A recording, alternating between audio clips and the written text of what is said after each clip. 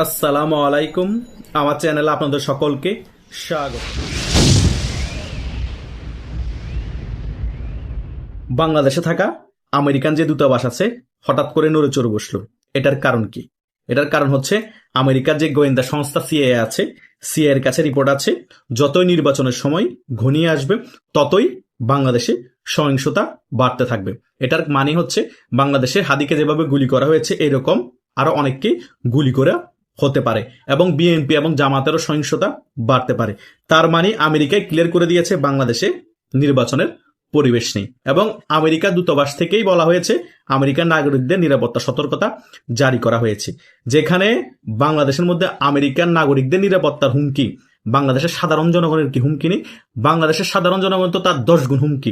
বাংলাদেশের সাধারণ জনগণের যদি হুমকি থাকে তারা কি ভোট কেন্দ্রে যেতে পারবে? আর এই পরিস্থিতিতে বাংলাদেশে কোনো নির্বাচন হতে পারে? হতে পারে না।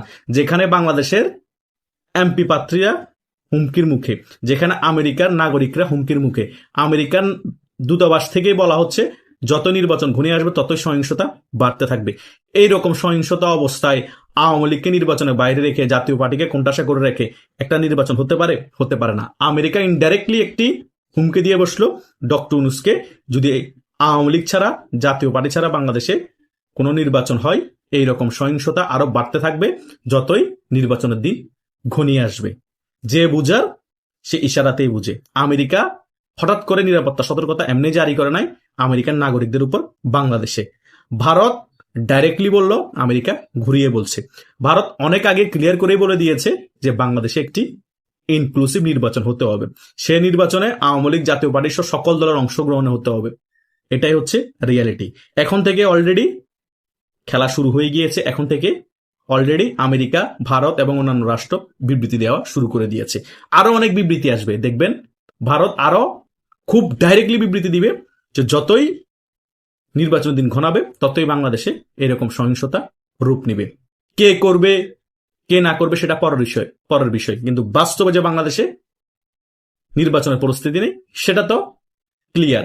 অলরেডি নির্বাচন প্রধান কমিশন যিনি আছেন তার বিরুদ্ধে আন্দোলন শুরু হয়ে গিয়েছে, স্বরাষ্ট্রমন্ত্রীর বিরুদ্ধে আন্দোলন শুরু হয়ে গিয়েছে, পদত্যাগ দাবি করছে ঢাকসুর বিপি, নির্বাচনের তফসিল ঘোষণা হয়ে গিয়েছে। সে অবস্থায় স্বরাষ্ট্র উপদেষ্টার পদত্যাগ দাবি চাওয়া মানে বাংলাদেশের আইন শৃঙ্খলা বাহিনীর অবনতি কি পরিমাণে হচ্ছে সেটা চিন্তা করুন। আইন শৃঙ্খলা বাহিনী কোন রকমে অ্যাক্টিভ না, সেটাই তো প্রমাণ করে দিল ডাকসুর বিপি সাদিক কায়েম স্বরাষ্ট্র উপদেষ্টা পদত্যাগ চেয়ে। এবং সেখানে নির্বাচন কমিশনার বলছে যে হাদিকে গুলি করা হয়েছে সেটা একটা বিচ্ছিন্ন ঘটনা। আগ নির্বাচনের মধ্যে এইরকম অনেক প্রার্থীকে গুলি করা হয়েছিল। কিবডিএ সাহেবকে গুলি করেছে, আহসানুল্লাহ মাস্টারকে গুলি করেছে, মানে এরকম আরো 2-3 জনকে গুলি করলো, এটা বিচ্ছিন্ন ঘটনা হবে। ওনার কাছে সকল কিছু বিচ্ছিন্ন ঘটনা মনে হয়। স্বরাষ্ট্র উপদেষ্টা কান খুচিয়ে নাকের ভিতর আঙুল দিয়ে দিয়ে উনি হাদির নাম উচ্চারণ করতে পারে না, তিনি হাদি জীবিত আছে, ওকে মৃত বানিয়ে 50 লাখ টাকা ঘোষণা করে উপহার দিবে। হাদির যারা হত্যাকারী আছে তাদেরকে যদি গ্রেপ্তার করিয়ে দেওয়া হয় বা ধরিয়ে দেওয়া হয়, এই হচ্ছে অবস্থা।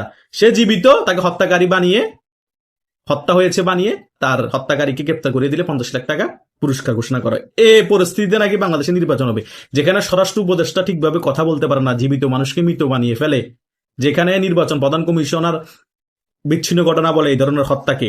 এর আগে তো এইরকম আরো অনেক হত্যা হয়েছে নির্বাচনের আগে, তফসিল ঘোষণার আগে। তার মানে এই ধরনের হত্যা সহিংসতা হলো বাংলাদেশে একটি পাতানো নির্বাচন করতেই হবে, আর করে বিএনপির হাতে ক্ষমতা তুলে দিতেই হবে। এটাই নাকি জামাত সিস্টেমেটিক ভাবে মেটিকুলাস ডিজাইন করে তার হাতে ক্ষমতা নিয়ে ফেলবে?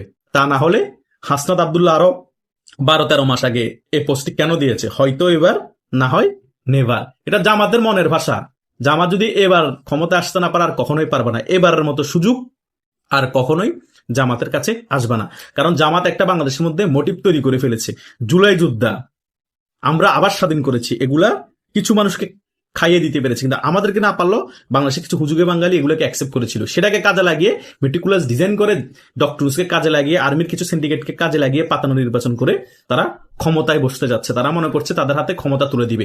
এই তুর্কির গোয়েন্দা সংস্থা MIT, পাকিস্তানের গোয়েন্দা সংস্থা ISI, তারা মিলে এই পাকিস্তানপন্থী জামাত যে রাজনৈতিক দল আছে তাদের হাতে ক্ষমতা তুলে দিবে। কিন্তু বিএনপি মনে করছে যতই চেষ্টা করুক জামাতকে ক্ষমতা তুলে দিতে, নির্বাচনের দিনে আমরা মেইন খেলা খেলবো, যেভাবে হোক আমাদেরকে জনগণ ভোট দিয়ে এবং আমরা কেন্দ্র দখল করে পুলিশকে হাতে নিয়ে আইন শৃঙ্খলা বাহিনী আমাদের পক্ষে কাটবে, আমরা ক্ষমতায় বসবো। তারা এটা মনে করছে। এখন দেখা যাক কার মনে করা সত্যি হয়। জামাতের মনে করা সত্যি হয় তারা ক্ষমতায় বসবে, নাকি বিএনপির মনে করা সত্যি হয় বিএনপি ক্ষমতা বসবে। কিন্তু আমার মনে হচ্ছে বিএনপি বাংলাদেশের মধ্যে আওয়ামী লীগের পরে বড় দল হিসেবে বিএনপি ক্ষমতায় বসার সম্ভাবনা বেশি। পাতানো নির্বাচন যদি হয়েই যায়, যদি পাতানো নির্বাচনকে কোনোভাবে থামানো না যায়, তাহলে বিএনপি আগামীতে ক্ষমতায় আসবে। কিন্তু বিএনপি ক্ষমতায় আসার পরে বাংলাদেশের কি লাভ হবে? বাংলাদেশের বিন্দু পরিমাণ লাভ হবে না।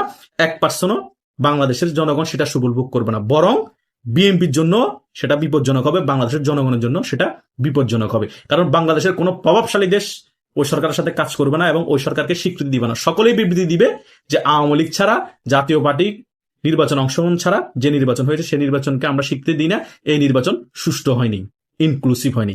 তখন আমদানি রপ্তানি, এই রাজনৈতিক যে সরকার আসবে তার সাথে অনেক চুক্তি বাতিল হয়ে যাবে, কোনটাসা অবস্থায় পড়ে যাবে। জনগণ ওই সরকারকে গালাগালি করবে, বিএনপি নিজেরা মারামারি করবে, বিভিন্ন জায়গায় চাঁদাবাজি খুনাগুনি শুরু হয়ে যাবে। জনগণ বাধ্য হয়ে 6 মাস 3 মাসের মধ্যে রাজপথ আন্দোলন শুরু করবে। সেখানে আন্দোলনের মধ্যে শরিক হয়ে যাবে আওয়ামী লীগ, ছাত্রলীগ, যুবলীগ সকলে। অটোমেটিক্যালি রাজপথ গরম হয়ে যাবে। তখন ওই আন্দোলন দমানোর জন্য বিএনপি পুলিশকে লিয়ে দিবে, তার ছাত্র দলকে লিয়ে দিবে, আওয়ামী লীগের তারপর সাধারণ জনকে গুলি করতে বলবে। তখন ওরা দানব সরকার পরিণত হবে। ওই অবস্থায় যদি আন্দোলন জিয়ে রাখতে পারে সাধারণ জনগণ সহ আওয়ামী লীগ, অটোমেটিক্যালি ওই বিএনপি সরকারের পতন হয়ে যাবে। কারণ পুলিশ বারবার একই ভুল করবে না। পুলিশ ভালো করে জানে আওয়ামী লীগ আবার ক্ষমতায় আসবে। এখন যদি বিএনপির কথা মতো আমি আবার গুলি করে বেশি মানুষ মেরে ফেলি, আমাদের নিস্তার নাই, পুলিশ অটোমেটিক্যালি স্টপ হয়ে যাবে। তখন আবার নির্দলীয় তত্ত্বাবধায়ক সরকারকে ফিরিয়ে যেভাবে কোর্ট থেকে এনেছে ওই সরকারের আন্ডারে বিএনপিকে নির্বাচন করতে বাধ্য হবে। আওয়ামী লীগও থাকবে, জাতীয় পার্টি থাকবে, জামাতও থাকবে। আর সেই নির্বাচনে জনগণ 200-250-এর উপর আসন পাইয়ে দিবে আওয়ামী লীগকে। কারণ বিএনপির এই 16 মাসের শাসনামল না আসার আগে দেখে ফেলেছে বিএনপি কি করতে পারে। আর বিএনপি শাসনামল আসার পরে 3-4 মাস 6 মাসের মধ্যে যে গোলযোগ বিএনপি তৈরি করে ফেলবে বাংলাদেশে, সেটার ভয়ে আবার আওয়ামী লীগকে বাংলাদেশের জনগণ ভোট দিয়ে ক্ষমতা নিয়ে আসবে। এটা 100%। তাই আমেরিকা সিস্টেমেটিক ভাবে হুমকি, ভারতের হুমকি এবং রাশিয়ার শেখ হাসিনাকে পছন্দের ব্যাপারটা, এগুলা মিলিয়ে বোঝা যাচ্ছে আওয়ামী লীগের খুব শীঘ্রই ভালো সময় আসছে। যতই হাসনাত আব্দুল্লাহ হুমকি দেখ দিল্লি না ঢাকা ভারতকে টুকটু টুকটু করে ফেলবো, সাদিক সালাম যতই হুমকি দেখ ভারতকে টুকটু টুকটু করে ফেলবো, পেটনালাইক যতই হুমকি দেখ ভারতের 7 সিস্টার্স দখল করবো, ডক্টর নুস যতই হুমকি দেখ, আওয়ামী লীগকে নিষেধাজ্ঞা তোলা হবে না। আওয়ামী লীগের এখানে কবর রচনা হয়ে গিয়েছে। আমরা নতুন ভাবে বাংলাদেশকে গড়ে তুলবো। রিসেট বাটনে ক্লিক করেছি, কোনো কিছুই হবে না। তোমাদেরকে রিসেট বাটনে ক্লিক করে একেবারে বাংলাদেশ থেকে ভেনিশ করে দেওয়া হবে। সে সময় খুব শীঘ্রই আসতেছে। আমেরিকা তোমাদেরকে বাঁচাবে না, পাকিস্তানও অলরেডি তাদের তল্পিতল্পা নিয়ে তারা নিজেরাই বালুচিস্তান ছেড়ে দিতে হবে। বালুচিস্তানের আর্মিরা অলরেডি বালুচিস্তান দখল করে নেওয়ার জন্য বসে আছে। বালুচিস্তানও কয়দিনের মধ্যে স্বাধীনতা ঘোষণা করবে। তারা তাদের আরেকটা প্রদেশ বাঁচাতে পারছে না, তারা বাংলাদেশ নিয়ে মাথা ঘামাতে পার। তুরস্ক তো সে অনেক দূরে। তুরস্কের গোয়েন্দা সংস্থা MIT বাংলাদেশে কি এমন ছিড়বে? রাশিয়ার সাথে কয়দিন আগে তুরস্কর প্রেসিডেন্ট রিসেপ তাইয়েফের দোকান দেখা করেছে। রাশিয়ার বাইরেও যাবে না তুরস্ক। সো সকল দিক থেকে ঘিরে ফেলা হয়েছে ডক্টর ইউনূসকে। জাস্ট এখন গোল দেওয়া বাকি। এখন পেনাল্টি কিক নেওয়ার জন্য বসে আছে ভারত এবং আওয়ামী লীগ সিন্ডিকেট। এই পেনাল্টি কিকের মধ্যে কোনো গোলকিপার থাকবে না, জাস্ট শুট করবে আর গোল 100%। এটা লিখে রাখেন। আশা করছি সকল বিষয় বুঝতে পেরেছেন। আপনাদের যদি কোনো মতামত থাকে কমেন্ট করে জানাতে পারেন। ধন্যবাদ সকলকে।